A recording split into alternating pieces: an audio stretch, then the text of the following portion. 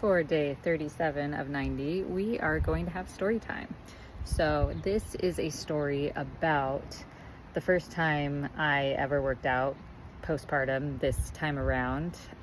Before I started doing the 90-day challenge, I went for a jog, which is a very generous term because it was more like a waddle when you haven't been running for a really long time. And I was running consistently before, and I was finally well rested enough to actually go on a run. I think it was about 7 weeks, and a waddle, and I was feeling good. And halfway, very, very slow pace, halfway through, my sides started burning, and then I stopped for a second, and then I was all mad because I'm like, no, I am finally ready to do this. My lungs feel great. I feel great. So I jabbed my hand into my side and ran that way the rest of the way. I had to look like such a struggle bus.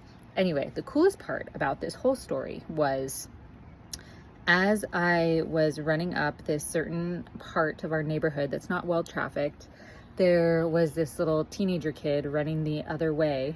And I don't know why I thought this, but I was like, oh, it'd be so cool if he gave me a high five while we were running past each other, because I could really use a high five right now. And I probably really look like I could use a high five.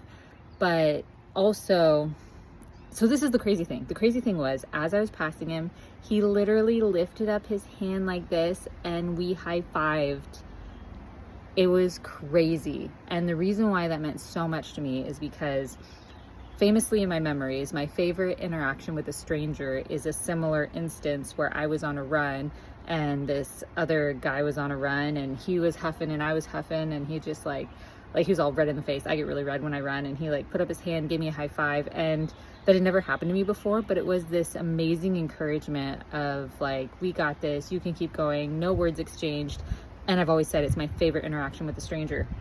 And it was wild that the exact thing happened on my first attempt waddling after this baby, and that I had the thought that wouldn't it be cool if he did that. So it's the second time this ever happened to me. My second favorite interaction with a stranger happened, and for me it was cool because it was just like God saying, you are exactly where you need to be, and that meant a lot to me. So hopefully that's encouraging, and if you look for them, there may be those little nuggets that God is also giving to you in your life wherever you're at.